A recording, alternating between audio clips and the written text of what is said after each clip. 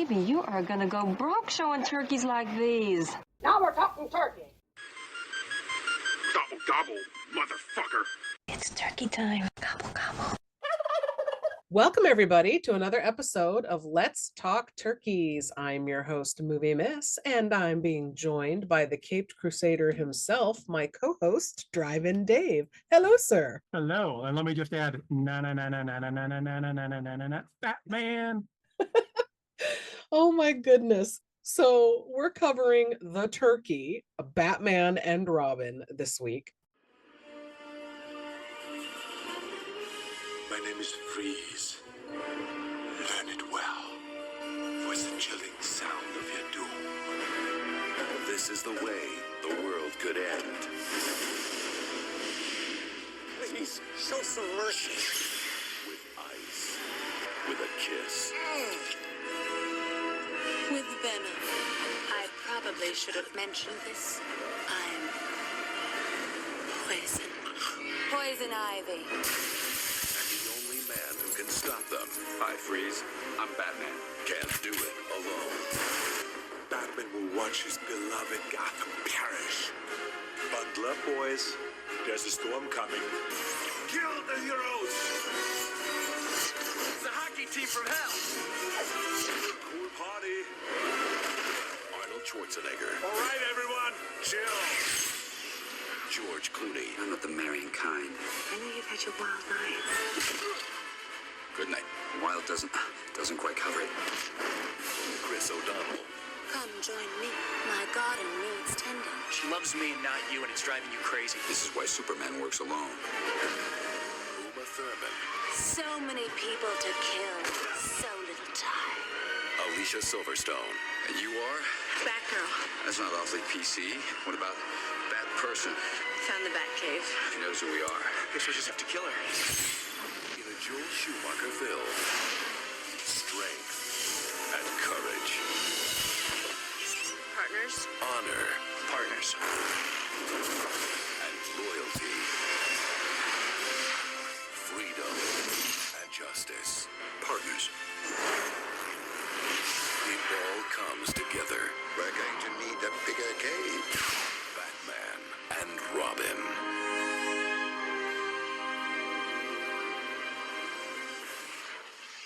I would like to know the first time you saw Batman and Robin, your expectations for it, and your thoughts afterward. And then also, when's the last time you watched it? I saw this in theaters. I saw all of the Batman movies. I guess what they generally refer to as like the Burton verse. Some people call it that, since Tim Burton kind of kicked it off. I saw every single one of them in theaters. My expectations going in were decently high, but this was like 97, 98, I believe. 97 is when this was released.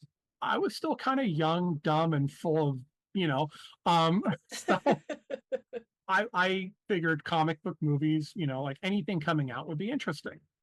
Coming out of it, I don't recall hating it, but I don't recall loving it. It just felt like, okay, this was there. Mm-hmm. Okay. It's a long sit. It's 2 hours, 10 minutes, and it's only PG-13, so it's not super adult content packed. So now watching it, it was tough. You haven't seen it in how long? I am guesstimating at about maybe 10 years. Yeah, see, it's probably about that for me as well. And I don't remember it being so long. I don't remember it being so, I guess, family friendly is what you would say about a PG-13. I remembered it being darker, but I was remembering a lot of Batman Forever, Yes. which is cartoony and bright, and Schumacher, we'll get into it. But has some dark stuff in it, like with Two-Face, and some weird dark stuff with the Riddler. So I was kind of remembering that one, I think, when I went into this for this rewatch. Yeah. Boy, was I let down.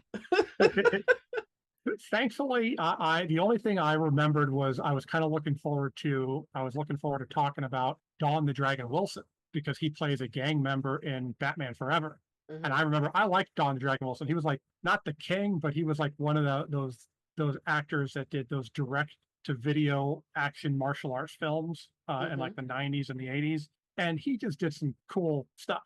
So like having him in it, I was like, oh, I'm really excited to watch it. And then I realized this is the wrong damn movie. This is the one that's got freaking Coolio in it. And no disrespect to Coolio, but it's like, dude, you're only there because you were hot at the moment. He's a dangerous mind. Yeah, exactly. Yeah, I this mean, one like, has Corey Haim uncredited as a biker in it, but I couldn't find him to save my life. yeah, I couldn't either. During the bike scene and the gang scenes, like everything, the costumes were so elaborate that I couldn't tell you who anybody was. Yeah, agreed. I was looking for, yeah, it was craziness. And that's the Schumacher thing. So just real quick to touch on Batman Forever, it had $100 million budget and did over 300 million, which is why they fast tracked this one, Batman and Robin. People like Batman Forever more than this one. It's still a turkey as well. Batman Forever has 41% and 32% respectively on Rotten Tomatoes. This one, critics score of 12%, an audience of 16. What do you think of that? It tracks. I mean, going back and watching it, I knew how campy it was, but it is a bad movie. I mean, critics and several critics came out and said that this basically killed the Batman film franchise. It basically did, because you had to wait like 8 or 9 years before we got Batman Begins. It was crap. And the only positive thing to come out of it is that I give a lot of credit to the actors who have all still talked positively about the film. Like they enjoyed making it. Clooney even like took the blame for the movie being bad, and I'm like, dude, that's not you. That was Settle that down, was it's the, not on you.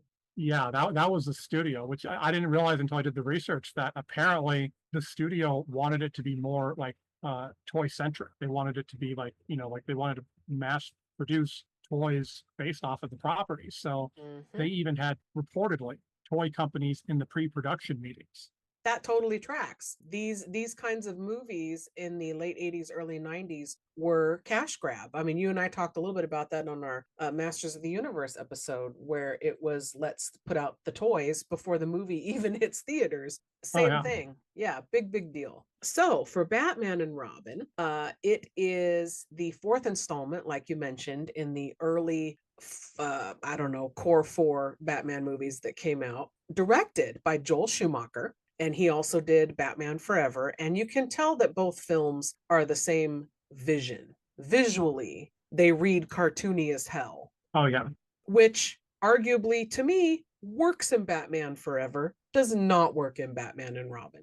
No, I think like you said, it's if they took it too far in this one, like Batman Forever had a little bit of darkness to it, which I think Burton was still considered like a producer on it. So I don't know if they were trying to still like sync them up so it kind of felt like the same universe. But it was like this one, they went so far away from it. The best way for people to enjoy Batman and Robin is basically to think of it as a reboot of the 60s Batman television show. Yeah. Super campy is what I would say. The performances are beyond over the top. Whatever that is, that term, that would fit this movie. I would have expected this to be produced by Tubi. So this one was written by Akiva Goldsman, who won Worst Screenplay at the Razzies for this. But what's weird is also was nominated and I believe won for the script for A Beautiful Mind. So that was polar opposites. That is why I really want to see. Apparently, there is a documentary about Batman and Robin. I just saw it. I'll bring it up in a little bit. I would love to see a documentary, like a serious documentary about this film, bringing up the fact that you had so many great actors, writers, director who have done amazing work. I mean, Schumacher is a phenomenal director, or he was a phenomenal director. So to go from like Falling Down, Time to Kill, like, the movies Lost like that, Boys. Lost Boys, to go from those films to this campy, like, what the hell happened? I think that, like you said, studio interference with worrying about mass marketing of toys and other whatever studios worry about, their interference probably compromised a vision that maybe Schumacher had for this. I do know, though, that early on, the villains were set in stone. Like they wanted Mr. Freeze, and they, which is so funny to me that it's spelled fries, Fries. Yeah. Side note, yeah, but I'm just like, what? Made me hungry. Yeah, so you would think Schumacher, and then the writer, oh, I'm sorry, I think the writer won for Cinderella Man, Not a Beautiful Mind. But anyway, an amazing writer and a great director, and the actors. I don't know. I studio interference is all I can think of, is them saying we have to make it more family friendly, childlike, push the toys. That'll ruin about any movie, I think.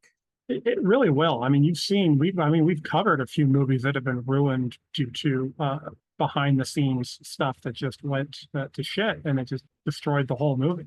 The one positive thing that doing the research that I found out was really cool was that Kevin Feige from Disney and Marvel, he credits this movie as the turning point in the comic book movies. That this movie was so bad that studios had to basically rethink how to shoot a comic book movie. And he's right. It's like after this movie, that's when you started to get a better quality of comic book film. Now you're making me think, oh no, is this Batman movie the reason that DC movies went super dark? Like they went to the complete opposite end of the spectrum after this? What the fuck? I could honestly see it because I believe the first costume DC comic book film after this was Batman Begins. Damn you, Batman and Robin. Curse the darkness of the DC universe. It does suck because they just got so dark that sometimes they are hard to watch. Well, this one did make a little bit of money. It had a budget reportedly anywhere between 125 to 160 million, but it did a box office of 238. So it didn't really make their money back, but it didn't totally bomb either. I think people did what you and I did, is they enjoyed Batman Forever enough that they were like, oh, cool, another one. I think it was a combination of that, and then the people that came back, it's because they wanted to see Alicia Silverstone's sexy ass and tight leather. That got me coming back to it. Studio interference, though, they were telling her, of all people at the time, that she had to lose 10 pounds to get into her suit, or whatever it was, 15 pounds. I'm like, are you serious? That's some bullshit. Yeah, I mean, I can see you have to get into shape for a role. I mean, everybody in that movie did not look like they were going to have to lose weight. It's like, who cares, man? It's like, yeah, she looked great. And also, the suits enhance you. The suits give you your muscles in superhero movies. So who needs to work out? exactly. It seemed ridiculous. It was funny though that like learning that and then watching it again, she could lose the weight everywhere except for her face. She's still got that baby fat on her face. That makes her look so fucking adorable. I know. I just love her. And not in this movie. I feel like her character, not her. It's stupid what they do with her, and we'll get to it. But all right, so talking about her, let's talk about cast here. Top billed cast. We've got Arnold Schwarzenegger, George Clooney. We have Chris O'Donnell, Uma Thurman, and Alicia Silverstone. And we can get to everybody else as we go. A few people only in it for one scene. There's a couple that only popped up, and I'm there's a few names I'm going to let you mispronounce first. Fair enough. I'm happy to mispronounce and then apologize later. All right. So the IMDb plot for Batman and Robin. Batman and Robin try to keep their relationship together, even as they must stop Mr. Freeze and Poison Ivy from freezing Gotham City. Okay. I guess you don't have to elaborate, but that seems very basic. Yeah, very simple. And on the outset, when you start watching it, you're like, simple, cool, actiony Batman film. And then it gets real convoluted real quick. All right, let's jump in. Okay. Our movie begins with studio logo that turns into the bat symbol and then freezes over. Credits start to roll. Don't you particularly enjoy when studios incorporate effects into the credit and all that, right? Like the credits. I always do, especially with superhero movies. This one was a little cheesy, but it kind of reminded me a little bit of the Batman animated film Sub-Zero. I Mm. believe is what it was with Mr. Freeze, because the logo kind of looked like a little similar to it. So I had Okay. flashbacks. Have you watched all the animated stuff, the Batman stuff? I've seen the majority of it. There might be a few things I've missed here and there, but basically I've seen everything. And I just recently watched a few weeks ago the Batman Ninja Turtles animated crossover. What? Yes. People know, like, one, okay, I can be very easily impressed. But when I find some shit that's like, okay, that's fucking fire, I will tell you. Okay. Batman Turtles is fucking fire. Everyone needs to check that out. It is amazing. And it's way darker than you expect an animated movie to be. Oh, so it's a full movie. It's a full movie. What's the title of it? It's either Teenage Mutant Ninja Turtles and Batman or Batman Teenage Mutant Ninja Turtles. So just their It's- names. Yeah, it's just their names. Yeah, it's based off of some comics that they did that I've been reading. Those are really good too. Okay, cool.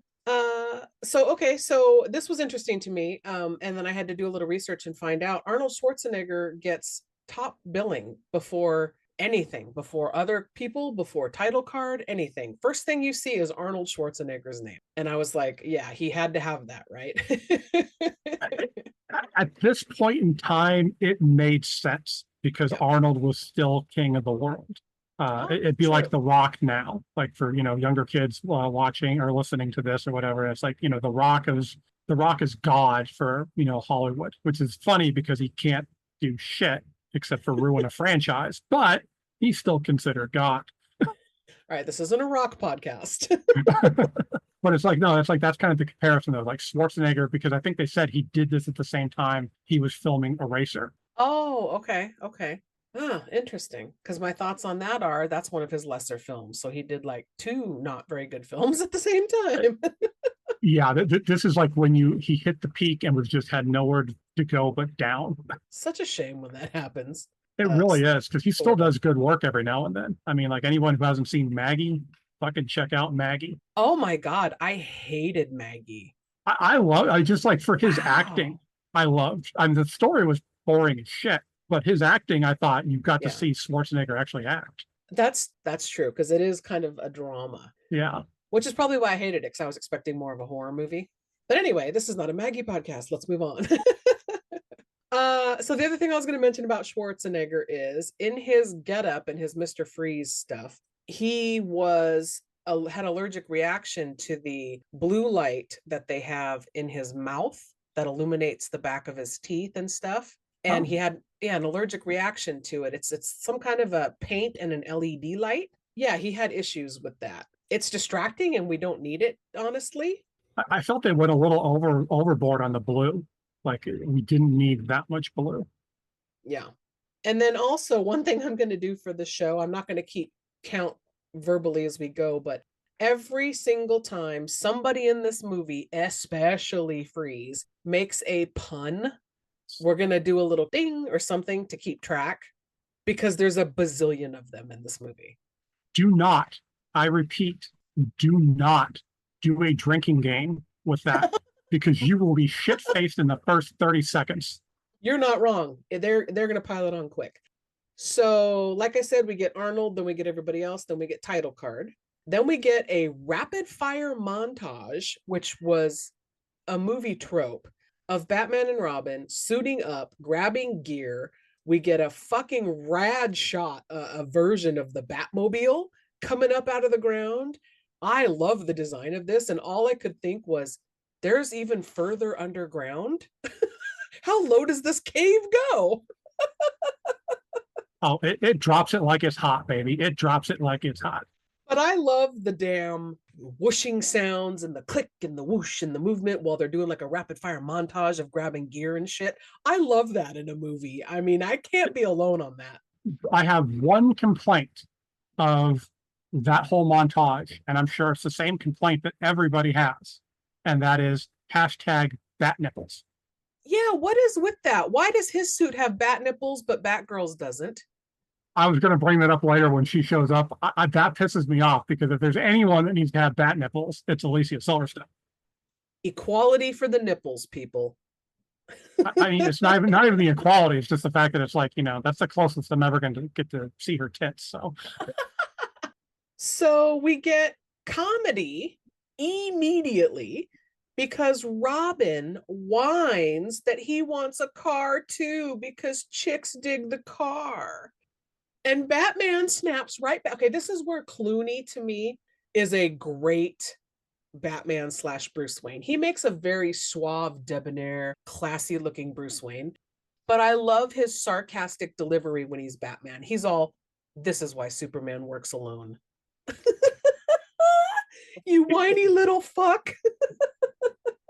It works for this universe. It does. Like if it's a traditional Batman film, I want my dark brooding, my parents are dead, everything's misery and pain. I want that Batman.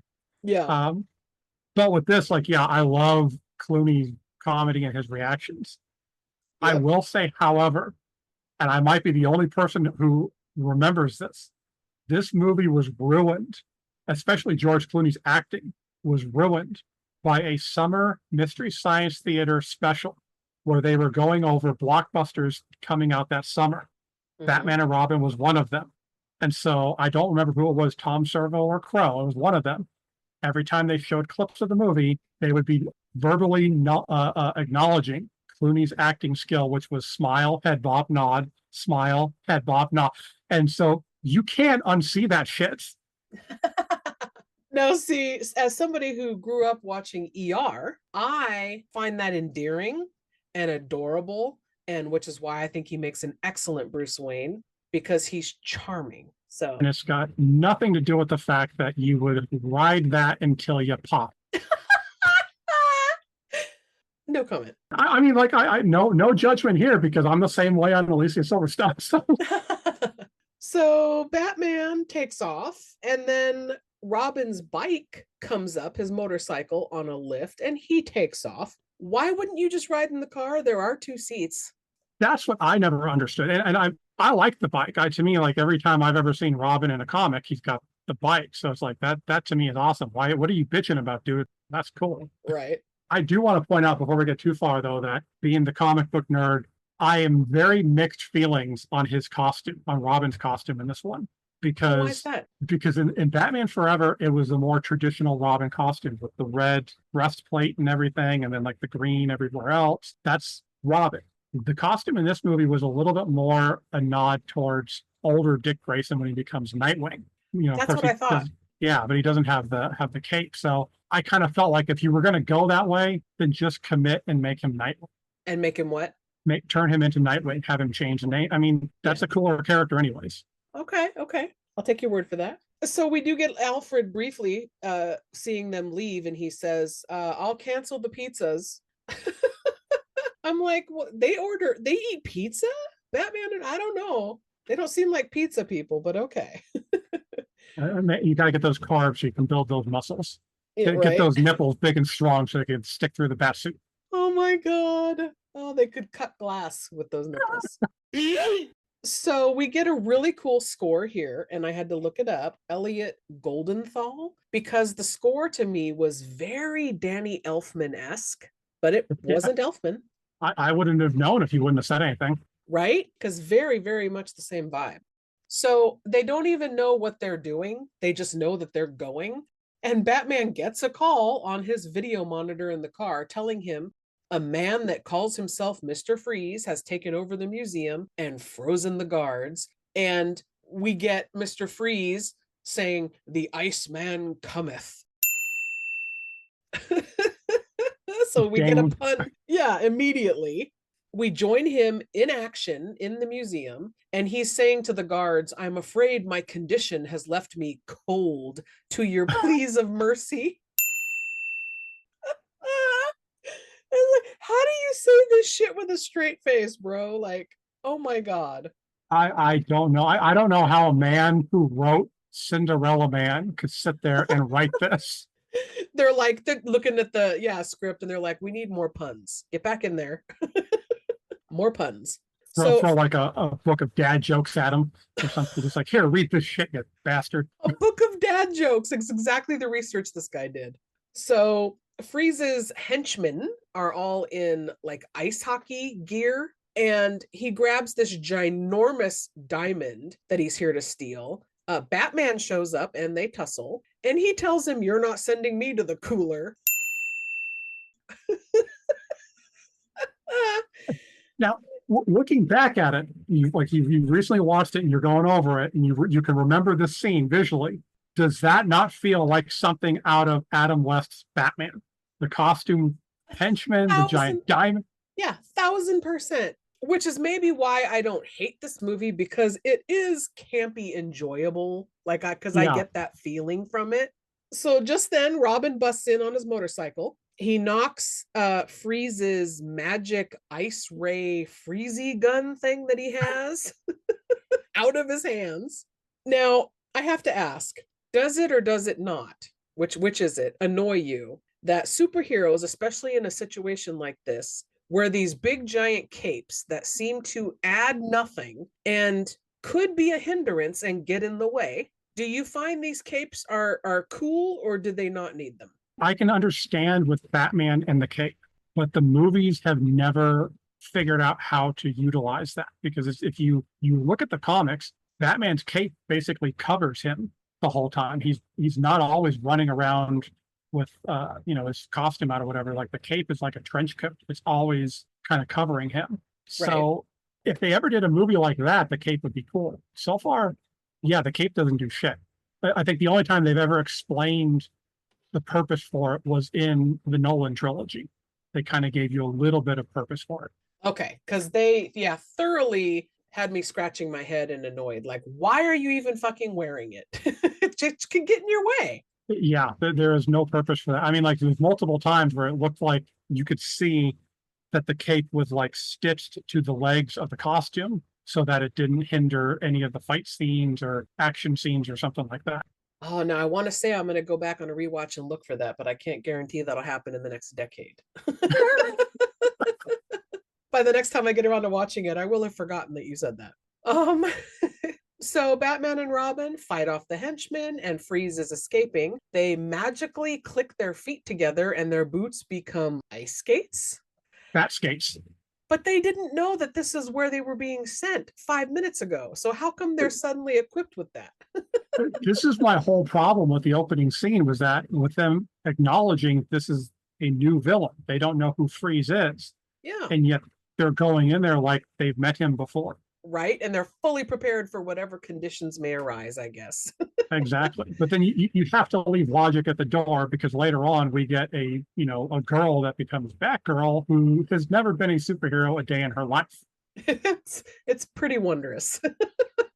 So Robin has to go fight the henchman and get the diamond, and Batman goes after Freeze. Robin is treating this giant diamond like a hockey puck and manages to get it. Okay. So they confront Freeze. He says the Ice Age killed the dinosaurs. And then he zaps this giant dinosaur in the museum with his freezy ray gun thing, and it crumbles with a roar sound effect. I was going to point out, did you catch any of the cartoony sound effects during the fight scenes? Oh my God. Yeah. So much reminded me of the TV show. Yeah. But I didn't expect the dinosaur to have a sound effect. So Robin drops this big ass diamond. Freeze gets a hold of it and closes his metal spiky mobile, opens up a hatch so Batman can get inside. Why? And Freeze greets him with, "I was hoping you'd drop in." Dad joke number 12. I mean, what the fuck? I mean, like, you could really tell that nobody went into this movie taking it seriously, but You can't. but Schwarzenegger took it to a whole new level. Yes. So the hatch closes. Robin grabs on the outside just as it turns into a rocket and blasts off. Not a turn I was expecting. So Freeze incapacitates Batman by freeze gunning him, his hands only. Why?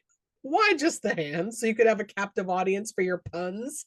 That's pretty much what I was expecting you to say. It was like that's what it was. So he tells him his heart will freeze once they hit 30,000 feet. Oh, that's why. So he wanted to hear him say he's going to die. So Freeze hops out an escape hatch. His big heavy suit sprouts metal wings so he can sail back to Earth no problem.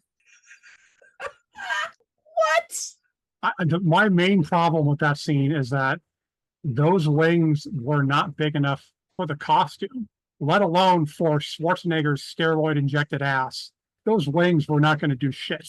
Yeah, 100%. I was like, what the fuck is this? And then Robin climbs into the capsule. He says he was just hanging around. Even Robin's getting in on the pun action. So mountain climbers climb over 26,000 feet, call it the death zone. Typically, no human can survive that. How is it that they made it this high and they're still alive? To steal a phrase from the comics, because he's the goddamn Batman. Because. So Robin melts Batman's hand restraints, and Batman sets a bomb to go off inside the capsule. They each take an escape hatch and they air surf them down through the sky, and Batman lands on Freeze. Robin hits a rooftop and yells, "Cowabunga!" And he manages to catch the diamond after Freeze drops it. So everything turns out A-okay. And at this point, I was waiting for the credits to pop up to say, same bat time, same bat channel. So Freeze gets loose, falls into an underground tunnel area. What is this place? I don't know. Batman and Robin make chase. It's snowing underground. How is there a blizzard in the sewer? Robin sees Freeze at the end of the tunnel and blasts him with his gun, encasing him in ice, grabs the diamond and runs off. So Freeze gets away. And as he's running away, he says, "Stay cool, bird boy." Oh my God. They're not even good puns. Like, they're so on the nose. This is the kind of movie that I feel like you need to get high and watch. Right? No, I agree with you. I feel like, yeah, people getting high or whatever, drinking and just laughing at it. That's the good time you need to have. Exactly. Like that would make this movie so much more enjoyable because those jokes are going to hit so hard. So a Batman drops the Robin popsicle into some water, heats it up, and Robin quickly thaws out and he's fine, of course. We cut now to a woman in a janky looking building in the middle of a neon jungle, like literally. She's trying to crossbreed plants and animals. I was like, what? Yeah, that sounds like something you'd find on like the dark web or some shit. Right? Like some Dr. Moreau bullshit. So this woman says that the doctor science guy she works with keeps stealing her venom samples for some secret experiment, and it's in an adjoining room. So she just pops on over to see what he's up to. So there's an auction of sorts happening in this room for the secret formula. He demonstrates on this skinny serial killer guy by giving the guy the venom, and he turns him kind of into a super soldier or something. He calls the solution, right? So this crazy doctor guy is Dr. Woodrue, and this is John Glover, who I love. Oh, he's so awesome. He's so awesome. For those of you that don't know, he was Lionel Luthor on Smallville, and he's been in a ton of movies, a couple of horror movies that I enjoy in particular. So very happy to see him being crazy here. He's also one of my becoming one of my favorite Christmas movies too, Scrooged. Scrooged, yes indeed. So he is a great actor. I want to bring up though that the character he's playing is a character from the comic books called the Floronic Man, who's like a kind of like a take on Swamp Thing almost. Oh, okay. So it was kind of cool, like them throwing him in there. And then of course, I mean, it's got to be brought up, as otherwise all comic book geeks are going to get on me for not bringing this up. They completely bastardized Bane's origin. It's like this is nothing. Yes, no, 1000%. So this guy gets all beefy. He gets this weird looking, like veiny, cartoony looking muscles and bulging, and he's got this like luchador mask on. And yeah, this is gonna be Bane. I saw the recent version of Bane played by Tom Hardy, is it? Yes. And I understand from comic book fans, because I'm married to one, that yeah, that this version is a terrible depiction and did Bane dirty. It did. I mean, even the Nolan one wasn't really 100% accurate. They screwed up a lot on that, but it was 10 times better I than was gonna what we say got. redeeming a little, I would hope. I'm one of the few people that liked it. I love the knockoff Sean Connery voice that he was doing.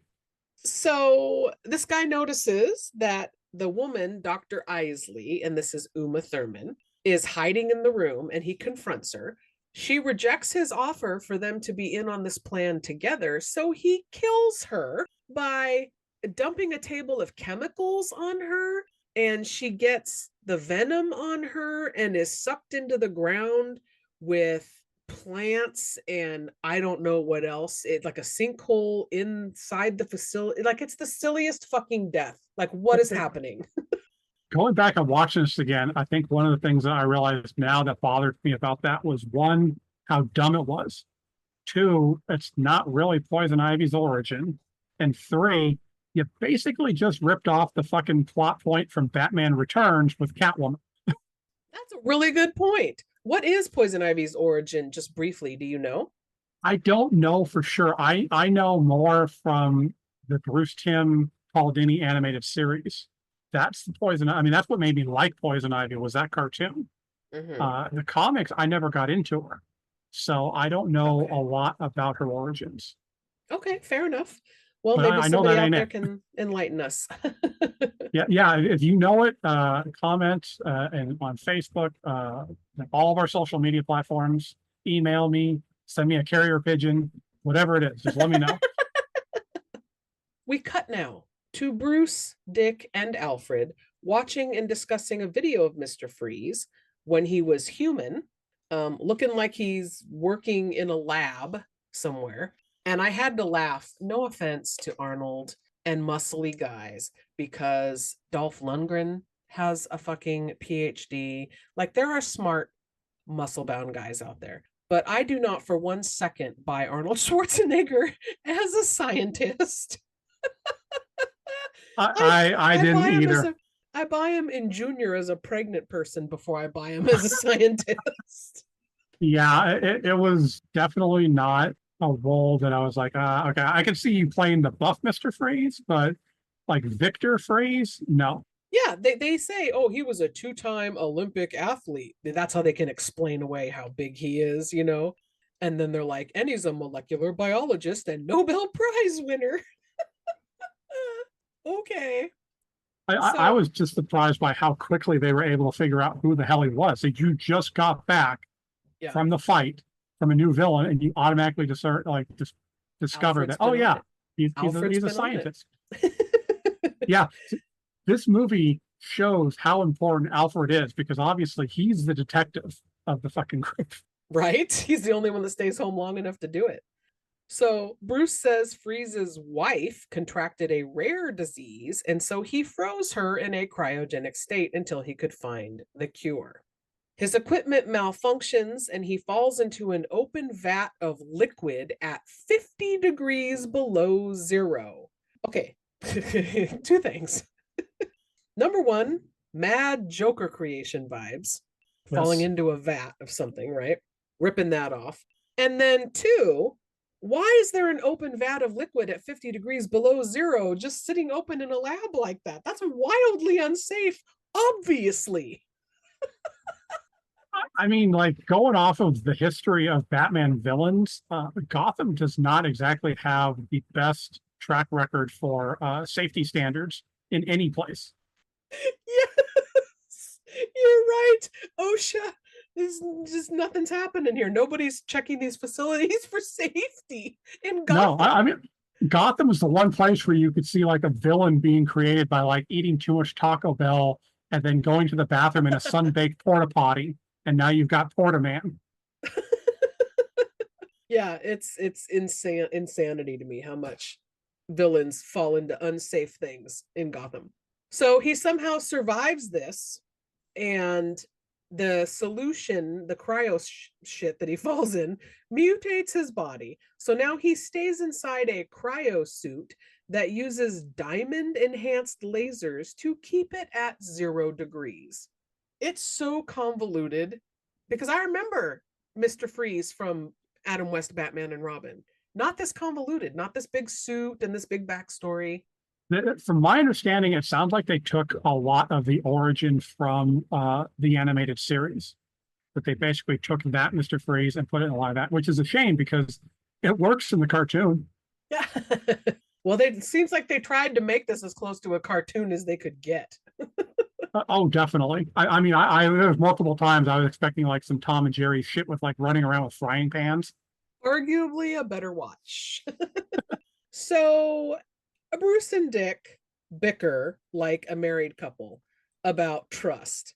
And then we see Alfred not looking well and coughing an awful lot, which a movie trope. Like the guy that wrote this had so much pressure, I guess, to get it done. He leaned so heavily on tropes in this movie. Sickly Alfred off in the corner.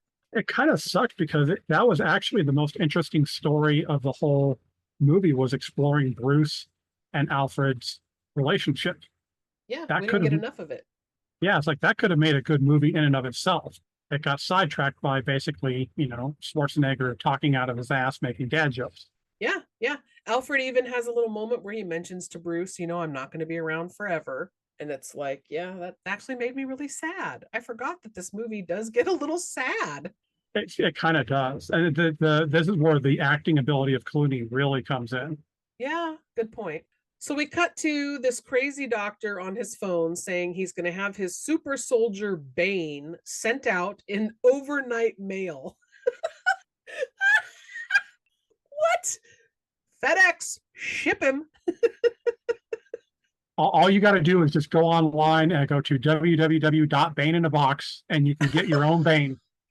So Poison Ivy, Dr. Isley now transformed, comes up out of the ground looking a little different. She says she has aloe for blood, chlorophyll for skin, and a venomous kiss. And she kisses the doctor and then takes Bane and heads off to Wayne Enterprises for her plant mission. What? None of that honestly makes any sense. It didn't have to make sense. It was Uma Thurman looking hot as shit, and I definitely would have let her poison the hell out of me. Repeatedly. Repeatedly, yes. Oh, you're such a dude sometimes. I love it. So later at the Snowy Cones ice cream factory, which doubles as Mr. Freeze's lair, not so secret lair, actually, his henchmen are all shivering. They are freezing in this place. What is so funny? Picturing that scene was so fucking cheap. I mean, like Schwarzenegger in the robe with the fucking polar bear slippers. Watching, yes. It's like everything about this scene is just so stupid that you cannot laugh at it. It's like you can't help but laugh. It's so dumb. I know. And then we're gonna pile on because this movie uses my favorite Christmas movie in this scene. They're showing a clip of the Snow Miser from The Year Without a Santa Claus singing his little "I'm Mr. Snow Miser." It's like, of all the things they could have on the television, I can never get the image out of my head of the henchmen trying to eat the frozen TV dinners. It's like, how stupid are you? Yes, they're literally sucking on like ice blocks. So then we get a scene with Vivica Fox dressed in this sexy lingerie, and she comes up to Freeze and is asking so many questions, rapid fire, hitting on him. And all I could think was back to, again, Batman Forever, when you had Debbie Mazar and Drew Barrymore being Two-Face's, hot women henchmen, like with, hanging out, making dinner for him and shit like that. Yeah. And I thought, oh, that's clever. They're doing that with Vivica Fox in this movie. Nope, this is the only scene she's in.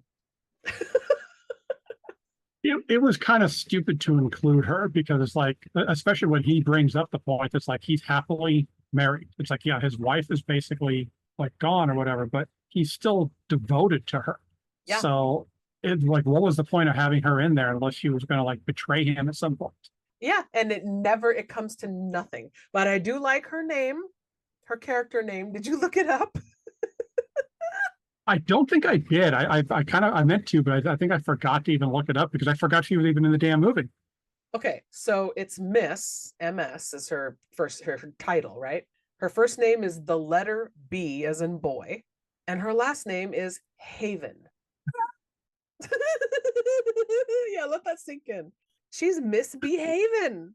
Oh my God. And she's in it for one fucking scene. Talk about dropping the ball on something that could have been cute and cool to have as a recurring bit. But no. It would have been kind of cool. To me, though, like the one thing, now you bring it up with the sexy outfit she was wearing, and then like from Batman Forever, we kind of talked about how this is like a PG-13 family-friendly movie. This was 90s family-friendly because I forgot how many sexual innuendos are in this fucking movie. Yeah. We also get 2 rapid fire puns here from Freeze. He tells Miss Behaven that his passion thaws for his bride alone. And she says he's giving her the cold shoulder. It's so stupid. So he tells his henchman Frosty that he only needs one more giant diamond and then he can use his freeze engine to freeze all of Gotham and hold it for ransom unless they give him billions of dollars, which he needs to complete the research to find the cure for his wife's disease. Blah, blah, blah, blah. So much gobbledygook. Who could care? I think the problem with it is it's like the way that it's presented, like the plot could work, but it's presented in this stupid villain monologue to your henchmen who already know your plans. Right. So you're only talking to them. So it's like you could have reshot this whole scene of like him just concocting the whole idea and bouncing ideas off of his henchmen. And it probably would have been like, oh, okay, this makes sense. Right. So he goes into a back room to gaze at his lovely frozen wifesicle. She's just in this, well, she's not frozen. She's in a water, like a tube of water. I don't know how this is possible. Suspended, and there's bubbles, like she's in an aquarium. It's very weird. It worked in the cartoon. It really like you didn't question it in the cartoon. You're like, oh, that's kind of cool. But when you see it in live action, you're like, okay, what the hell is going on here? Is she a mermaid? Like, what's happening? So back at Wayne Manor, young Master Dick answers the door. And as soon as he sees Alicia Silverstone standing there, I did giggle that he goes, please be looking for me. I was like, oh, you just need to get some, bro. I was thinking the same thing as him. I was like, yep, you can call me Dick. So she says that she's there looking for Alfred Pennyworth. Alfred comes over. He's excited to see her. He tells everyone, this is Barbara, my niece, daughter of his sister Margaret, and she's been away at boarding school in England. Why is she not British? Or at least have a British accent? My notes right here. Wait, she came from England, but she doesn't speak with an accent. That's literally my note right there. Yeah, straight American accent. Like, what? So, okay, maybe you're from America, you were in England, and you never, had an accent change. But no, this is the daughter of Margaret, Alfred's British sister. It made no sense at all. It was, no, they needed to. I mean, it was a dumb plot point because of the fact that it's like he changed all of that so that she could be related to Alfred, so that there would be the connection there. But you didn't get a British actress, where you could have just kept the original origin of she's Commissioner Gordon's daughter. Yeah, that was weird to me. Exactly. You're exactly right. So Dick is very taken with Barbara immediately, shows her his motorcycle. She casually mentions that she's terrified of motorcycles. Oh my. Okay. Bruce invites Barbara to stay a while, and she hesitantly agrees. To me, I felt like she was playing, like she purposely was acting hesitant, but that was her plan all along. Oh yeah, no. I got in the beginning of the film when she shows up, I get a real snob vibe off of her. But I mean, as long as Dick likes her, then it's okay. You know what? Dick is the one that's in charge of this whole scenario, and Dick likes Batgirl, so we got to follow Dick. Gotta follow Dick is the one Dick's that had. lead. Don't most guys follow the Dick's lead? I mean, really. I'm see. I was worried you were not going to be picking up on what Dick was laying down there. Are you kidding me? I always pick up Dick. So we get a sweet few moments between Barbara and Alfred before Barbara has to put on her leather from head to toe, grab a helmet, climb out a window, and sneak down and steal a motorcycle from the garage. This bitch. Hey, careful! You're talking about my future Mrs. X. My future ex-wife. Exactly. So the next morning, Bruce is at the Gotham Observatory, where he's making a charitable contribution to the city. We see Poison Ivy in disguise as the good doctor. She's making her way there. Bane is driving her like a chauffeur, Yeah. and he's like grunting and shit. Like, it's such a caricature of Bane. Like, he doesn't speak really. It's so pathetic what they did to him, but it's hard not to laugh at it. You're just like, what? Yeah. At the observatory, Bruce is giving a speech. A gossip columnist from the press is there and asks him if he's considering marrying his longtime girlfriend, Julie, and that's Elle Macpherson, who's standing there with him. And I thought it was really funny that it was art imitating life at the time of this movie, because Clooney was a well-known, like, life-affirming bachelor. Like, he was never going to get married. Everybody that dated him knew X amount of time, and that's it, because he's not going to marry you. Until he finally did find, the one to turn that around for him in real life. But I thought that was hysterical. I was like, oh, that's art imitating life. We had to put that in the script. I mean, it worked too, because I mean, Batman, he is like the ultimate playboy bachelor. Right? And why would you get married with that kind of a risky, tragic lifestyle that you lead? Yeah, I couldn't see Batman settling down, really. I mean, maybe Catwoman. Maybe. All I can think of is puns now. They'd be perfect together. So a scientist, Dr. Lee, explains how Bruce's telescope that he's donating will link up with a worldwide satellite network to beam images. It was all a little confusing to me. A lot of gobbledygook speak. I had no idea. I couldn't follow it. Could you? Not really. I kind of got more lost in the fact that, like, at the time when this movie came out, technology, like, oh shit, this is amazing. This like, all the stuff that you're doing is great. Now it's like we're so far advanced that, like, they could do all half the shit that they were doing in this movie on a fucking iPhone or something. Yeah. Agreed. So Poison Ivy comes in, bullies her way up to Bruce at the platform, and security here does a shit job of stopping her. And then this is where I go ahead and pull the card and go, she's a woman. Two of you guys, big guys, couldn't just fucking grab her and stop her. Come on. It's the 90s. It's not like she was going to Me Too him. So come on.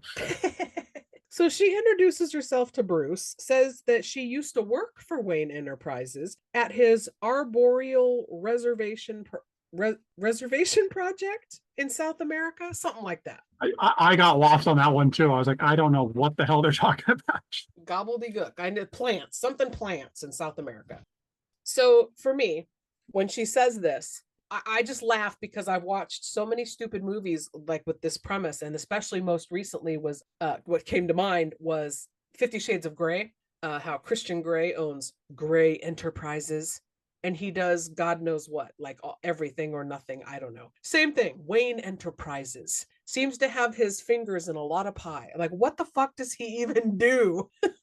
He does business. He does. I mean, like, if you're going logical off of like what I know from the comics and the cartoons, yeah, he's got a lot. He's got like weapons development, technological research. Like he's literally in everything. I mean, there's probably Wayne Enterprises fun porno movies. Oh my God. So Bruce points out that Dr. Woodrue was crazy, so that's why they cut funding to the program. She hands Bruce a proposal that's not feasible in any way, and it's an effort to save the planet. So she wants to cut the fuel supply, no coolant for food. She comes off, honestly, equally as loony as Dr. Woodrue was, I think, and obviously Bruce thinks so too, because he says, no, people come first, doctor. Not the plants. She plays crazy great, though. I got to give her credit. She did a good job playing crazy. Agreed. I don't love her as an actress, but this campy shit was right up her alley. So the gossip lady now points out that Batman and Robin protect Gotham City from harm, including plants, which is what Dr. Isley is suggesting will happen at some point, really. Like that the plants are going to take over. It's so asinine. It's like she's been watching Little Shop of Horrors a little too much. Feed me, Batman. So Bruce says maybe Dr. Isley would like to meet Batman and Robin, and he hands her an invitation to the auction that Batman and Robin will be hosting for a prized diamond to help raise money for a botanical garden. What? So Freeze is watching his wedding video, and then one of the henchmen comes running in and interrupts. And we get another pun.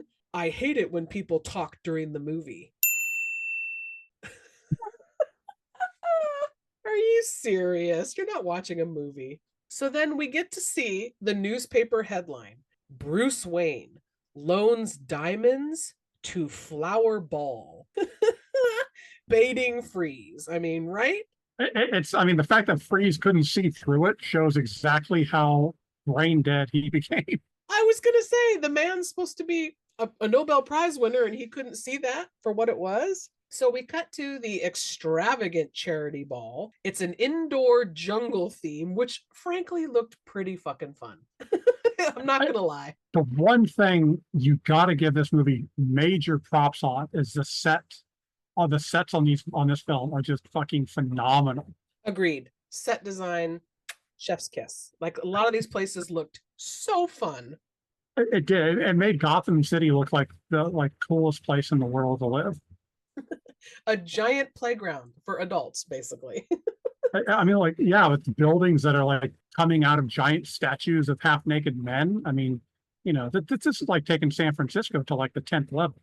Yeah, buy me a ticket now. I would go.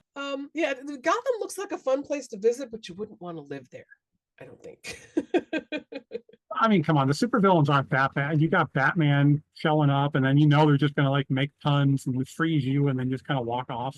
It's a concentrated center of evil, Gotham is. It's kind of, if you think about all the villains that happen to show up there. So Batman and Robin show up, and we learn that this was all a setup to catch Freeze. Duh. The men in the crowd start bidding on 4 women on the stage dressed as flowers. One of them even goes for $50,000. Then it gets interrupted when all the eyes turn to a giant gorilla costume up on a raised platform. Sultry music starts to play, and we get a suit striptease in this family film from the ape to reveal an extremely colorful and sexy Poison Ivy. This look, thoughts? Because this is her full Poison Ivy getup at this point. I don't remember what my original thoughts were when I was a kid, but it's Oing, probably oing, the, oing. I was gonna say it's probably the same that happened the last time I watched it, where I was like, yeah, I think I need to take a little break, about a 5-minute break from this movie. Pause. Pause. Right on Poison Ivy, yeah. I mean, So- like, everyone knows I've got a weakness for redheads anyways. So, you know, Poison Ivy's like, yeah, that does it for me. Oh, she in this movie, again, like I was saying, Uma Thurman as an actress, I don't love her. I don't love her look. However, in this movie, she is perfection when she's in this Poison Ivy getup. She looks phenomenal. The costume design is amazing. The acting, she played it up really, like she hammed it up, like basically a Oh. lot, because She hammed up worse than an Easter dinner. I agree. I mean, I don't have a problem with her acting because I think she was amazing in the Kill Bill movies. But yeah, but she was, I was going to go vegetarian. I think a lot of men would have for her. Oh, yeah. So she blows a plant pheromone across the room and it hits everybody, including Batman and Robin. She falls into the crowd. Men catch her and they make a show of getting her over to the stage.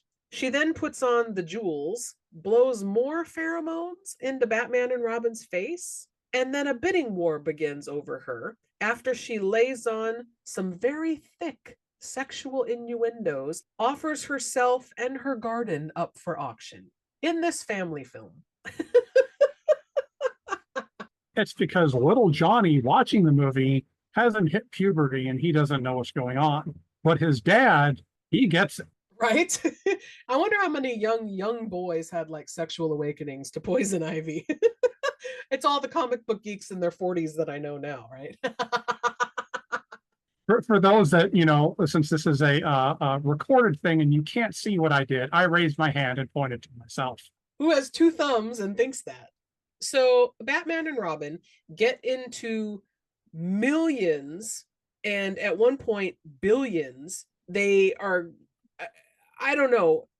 They want Robin thinks Poison Ivy's in love with him. Batman seems to sort of be falling for the pheromone, but kind of fighting it better than Robin is, right? That's kind of what I got from it. So Batman finally squashes it by pulling out his black credit card. And it says, Batman, good through forever. Instead of an expiration date, I thought that was actually it. I chuckled out loud at that. Like I said, there's just so much campiness that you cannot help but laugh at. Oh no, never leave the cave without it. So just then, Freeze busts in and breaks up Poison Ivy's little bidding party, which she's super sad about. Visibly, we can see. He's got his spiky Mad Max Freeze mobile. He starts shooting his freeze wad at everybody. And then he pops up and says, all right, everyone chill. Oh my God. So I can't believe he said freeze what? It is. It's a giant freeze wad. He throws it at everybody. What works is the fact that that gun looks like a giant cock. Yes, that's why that popped into my head. So Freeze and his henchmen, Batman and Robin and the cops are all fighting. Freeze grabs a vine and magically leaps up to a stage. Don't know how that works. Gravity in reverse. I don't know. He gets real snarky with Poison Ivy, calls her plant girl, vine lady, garden gal. I was like, oh my God, you need one more. So she quickly finds out that her pheromone dust doesn't work on Freeze. So he takes the diamond necklace from her. He leaves in his crazy car, but not before he tells everybody, cool party. Ivy goes out to Bane in another ape costume and says, all right, that's enough monkey business. And Bane is like, monkey work. Oh. I can't do it because I'm laughing. Oh, they had so much stupidity. It is so great. So we cut to Freeze and his henchmen escaping. Gotham's got that giant statue, like you said, that like looks like a man. It's like as tall as a skyscraper, and Yeah. they go down an arm to like jump off. I was like, well, how does that work? To this day, that's a scene that confuses the shit out of me because like how did you drive on that? And then how are you able to keep traction as you're gonna like jump off of his finger? Like what the and how the fuck is his vehicle gonna be able to do that? Yeah, I guess it's cartoony logic, so we just have to go, whatever. But it confounded me. It baffled me. I mean, like the problem I had with it is like, okay, so we can do that, but why couldn't we have a scene where Batman runs off the edge of a building and doesn't fall until he looks down? Or why couldn't we have this?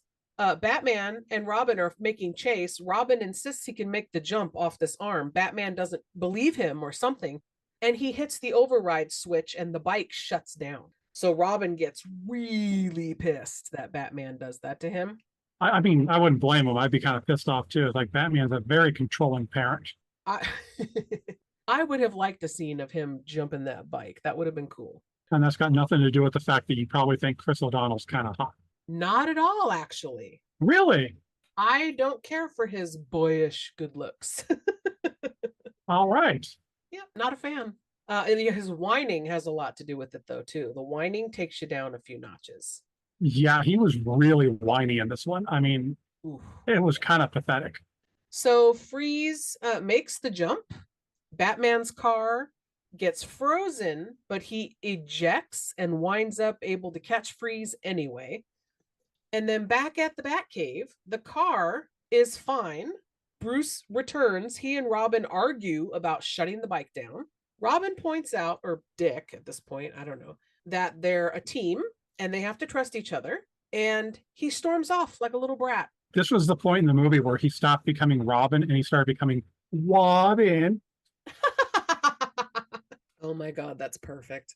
Bruce and Alfred discuss whatever's happening with Freeze. Bruce asks Alfred, do I come across pig-headed? Because he's arguing, with Dick.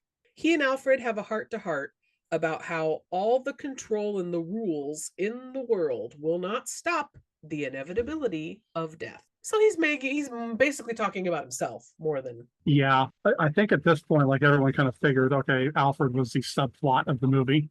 Right, which Alfred should never be the subplot. It He's an doesn't interesting work. character. He needs more, yeah. Yeah, I mean, Alfred's got a rich history that they could have explored really well. We cut to Babs sneaking in with a motorcycle back into the garage. Who knows where she's been up to, what trouble she's gotten into. So Dick catches her red-handed. She pulls a self-defense flip on him and then apologizes for taking the bike out. She said she couldn't resist and she runs off. I mean, it was a great scene, though. I mean, like, I enjoyed watching her beat Dick. Cut to Arkham Asylum, and we get an outside shot. And I love this one thing about Gotham. No matter how cartoony the movie gets, they stuck with that. All the buildings are Gothic looking. Everything is always dark and rainy and sad in Gotham. I love that. It's kind of deceiving because it's like it gives you the atmosphere of, okay, this is a Gothic movie. And then you've got Mr. Freeze walking around saying, like, cool, that. Yes, inside, Mr. Freeze is brought in what appears to be a hollowed out upright freezer fridge situation. I didn't even think about that. Yeah.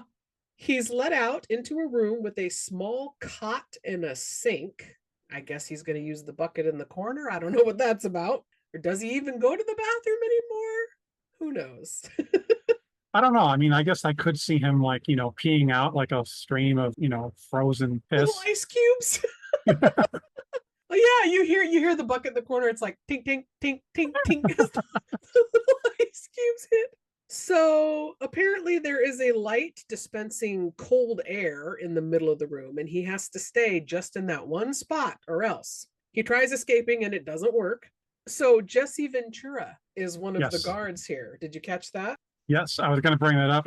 I could have swore I thought the other one was Lou Ferrigno, but I don't know for sure. Oh, I don't think so. I remember he made an appearance in something one time, but I didn't remember if it was this one or it was probably a Marvel movie, though. Well, I just thought it was funny because we get the pun, allow me to break the ice. Oh my God. Then we cut to Poison Ivy and Bane underground, and I died laughing at yet another thing that reminded me of Ninja Turtles. When Bane is wearing the hat and trench coat, he looks as conspicuous as the Teenage Mutant Ninja Turtles when they put on the coat to go out in public. Oh yeah, but like it would have been great to have like filmed a scene of Bane walking by a movie theater and Raphael coming out in a trench coat, just both kind of like tipping the hat, saying, "Hey, good day to you, sir." I mean, like, I would have appreciated that scene. So they bust into a condemned Turkish bathhouse, and there's black light paint everywhere, which seems weird for a graffiti artist to go to all that trouble to get black light paint and then put black lights in there so it works. In a condemned building. In Gotham, I expect it to happen because, like, when you see the gang, the gangs that are around, it's like they're all illuminated in these neon colors and elaborate face paint, and it's like it feels like a Broadway show. Yeah, inside here, half a dozen men are head to toe in black light paint and gear that's all painted up, and they're partying. And the reason we know that this is a grungy, trashy place is because there's trash can fires happening. So Bane makes quick work of them and they run away. Ivy drops some magic seeds into some soil that Bane unearths in this urban jungle for her. And they immediately start to grow. Bane busts a pipe to bring in water, and the base fills with water. She remarks how she wants to manipulate Mr. Freeze to her advantage. At this point, I don't understand why. Why do you need him? But she's horny as hell. Well, if Miss B. Haven ain't getting any, I don't think Poison Ivy's going to either. Meanwhile, at the stately Wayne Manor, Bruce and his gal pal Julie are having a romantic fireside meal. Julie says they've been going out now for over a year, which is different from what was said earlier in the movie, but okay, by that gossip columnist lady. She tells Bruce she wants to spend the rest of her life with him. Bruce says he's not the marrying kind. Julie says, I'm not going to wait around forever, but I also don't want to pressure you. So ultimatums are no good, because at the end of the day, if he says he's not the marrying type, as life would imitate art, nobody is the marrying type until they are. Like, they make that decision at some point when they meet, I don't know, arguably the right person for them. So yeah, this bitch being like, I'm not going to wait around forever for you, Bruce. Like, well, okay, Bruce is going to let you go, I think, then.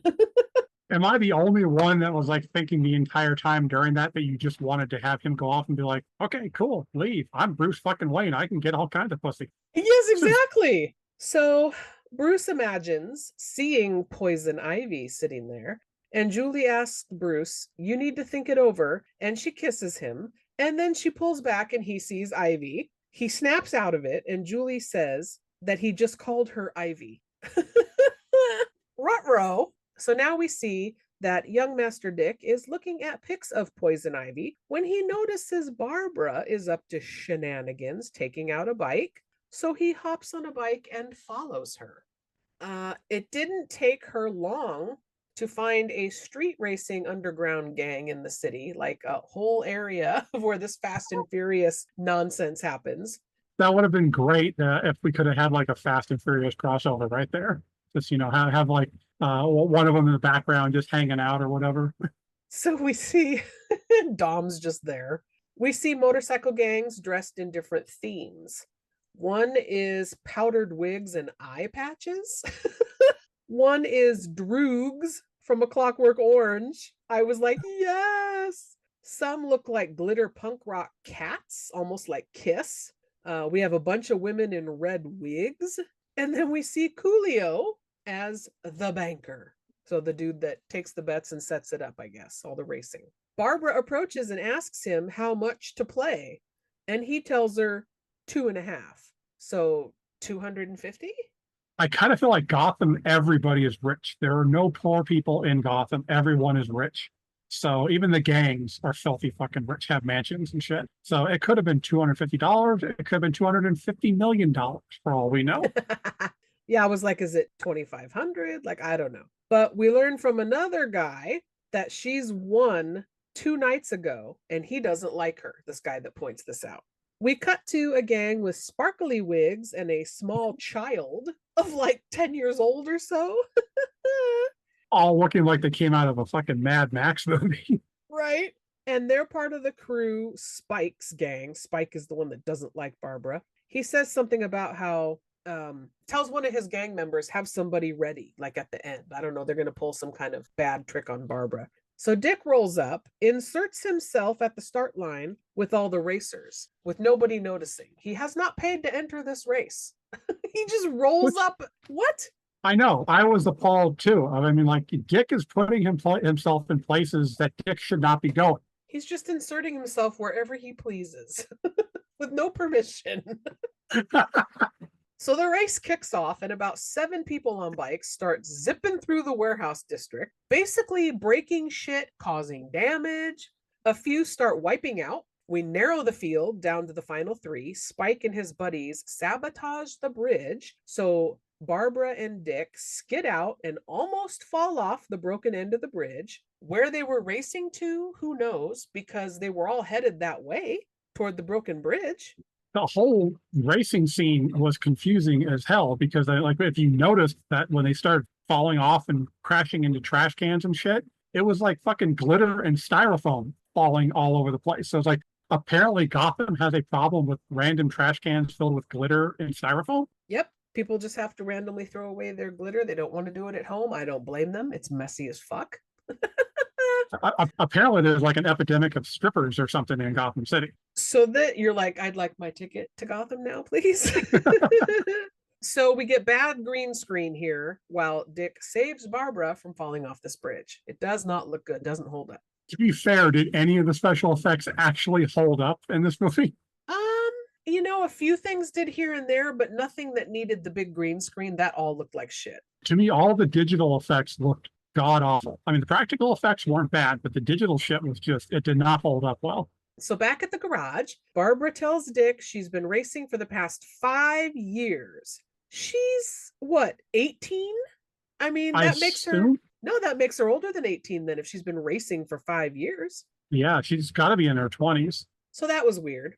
She assumes Dick won't understand about losing her parents. She assumes Alfred needs to be rescued from his life. And she says Alfred is sick and needs to be taken away. And she leaves. I don't know. Not the best character, Barbara, in this movie. The whole plot around her was just flawed. Everything was just, they did Alicia Silverstone dirty, I kind of felt. She's better than this and she could have had a better character. Agreed. So Bruce has overheard and tells Dick Alfred's not sick, he's dying. And then back at the asylum, Freeze has carved out an ice image of his wife. How? What? Well, we already assumed that he's pissing frozen piss. So, I mean, like, that's probably he just like, in the bucket and then shaved it off. There you go. That was one giant turd, though, because that's really, she's pretty big. So Ivy shows up to visit him, posing as his sister, so they'll let her in. I'm guessing Gothamites are just used to weird shit at this point because nobody questions any of this weird shit. I don't have any answer for that. I really wish I did because that's one of the many things that just confuses the hell out of me. Like, you did not notice this woman, how she looks. You don't notice the big, muscly fucking bodyguard that, I mean, obviously he's a supervillain. So she says to Freeze, she heard he was feeling blue. She kisses both of the guards. Yuck. And it kills them instantaneously. Then we cut to the property lockup. Okay. So I saw Riddler and Two-Face's clothing from the last movie. I saw boxing gloves. I don't know who that would be. That I didn't know either because I tried to figure out what everybody was and I didn't catch it all. Okay. I also saw a teddy bear. Don't know why there'd be a teddy bear doll. There's a helmet and gloves, kind of metallic and armor-like, and a saxophone. And then my mind made a joke about the saxophone to myself, of course, and then I laughed because I'm funny. That the saxophone was from the guy in The Lost Boys. Because Schumacher did The Lost Boys. Honestly, it could have been nods to previous films and stuff. Yeah, see, that's why I was trying to write down everything I saw, and none of it really made sense. Yeah, because I was looking for like nods to other Batman villains and shit, but I didn't really see anything. I got to bring this up too, because I meant to bring it up earlier when Arkham first shows up. There's really no need for Arkham Asylum in these movies, because out of the last 3 movies, the only villain that actually made it to Arkham alive was the Riddler. Everyone else is dead or missing. Oh, I would have loved that, a little cameo of the Riddler in Arkham. it would have been a perfect place to have cameos with all of them. I mean, you could have the Joker in there. That's what makes Arkham so cool in the cartoons and in the movies. Is like walking down that hall, and then you see Right. everybody kind of looking out. So Bane busts through a wall and kills a guard. We cut to Freeze and Ivy discussing a partnership as Bane brings Mr. Freeze his outfit from the lockup. Freeze literally freezes the pipes to bust a hole in the wall so they can all escape. You missed a pun too. Oh, tell me. With the I don't know how much of a pun it was, but with the Freeze making the comment of finally a laundry service that delivers. Not a pun as much as a joke. Either way, it was bad. It needs to be mentioned. That's how bad it was. So back at Wayne Manor, Bruce tells Alfred he knows he's sick and he can afford the best doctors, and Alfred says he's already seen them. In this exchange, I love that Bruce asks if Alfred regrets his life of service, and Alfred points out not all heroes wear masks. I was so touched by this stuff that I needed more of it. I wanted a more serious Batman film. And I think that's part of the problem I have with this movie is it teases you with what it could have been, what you could have gotten, but really did not get. And it kind of pisses me off. That's really is what hurts it, because you had great villains. I felt you had good actors. You had like everything should have worked, and it's the story. It should have come together and made a great Batman movie, but you got this. Yeah, you got this. So Dick comes running in and yells, "Freeze has escaped." And Batman and Robin, Commissioner Gordon, everybody goes to Freeze's lair and they find it empty. Now, my question always in a movie like this, where it's not real life, when you catch a supervillain who has killed lots of people, why do you just lock them up in Arkham? Why wouldn't you execute them? Because guess what? Problem solved. He's not breaking out if he's dead. Logical answer, blame the government. Well, but I'm saying not like real life. Obviously, we're not going to catch a bad guy and just execute him. But, in a movie like this, you would think that would solve a lot of problems. Obviously the reason is because you want them to come back because, you want them to fight the villain multiple times. There's going to be multiple stories. So it's like, it makes sense. In the universe, I would say it's the same as the real life. You got to blame the government. They're not going to, because Joker should have been dead a long ass time ago. So Commissioner Gordon shows a picture of Poison Ivy and Bane arriving on a chartered plane from South America 2 nights ago. I was like, what? That doesn't track with the timeline. It would have taken a lot longer than that. So Batman and Robin comment on how Poison Ivy has nice stems and buds. But they're definitely over her now. Yeah. Yeah, no one is over Poison Ivy. All right, listeners, that is going to wrap up part 1 of our conversation on Batman and Robin. Stay tuned for a little plug about where to watch Batman and Robin and all the other little nuggets that come at the end of an episode. And until next time, goodbye. The Iceman cometh. I'm afraid that my condition has left me cold. Do you please have mercy? Everything freezes. You are not sending me to the cooler. What killed the dinosaurs? The Ice Age! Can you feel it coming? The ice cold of space. At 30,000 feet, your heart will freeze and beat no more.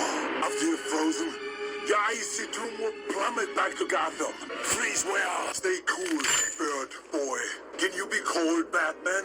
My passion thoughts for my pride alone. Doesn't work on a cold-hearted. Cool party. It's a cold town. Allow me to break the ice. My name is Freeze. Learn it well, for it's the chilling sound of your doom. Always winterize your pipes. Their blood will freeze in my hands. I will turn Gotham into an icy graveyard. Then I will pull Batman's heart from his body and feel it freeze in my hands. If revenge is a dish best served cold, tonight hell freezes over.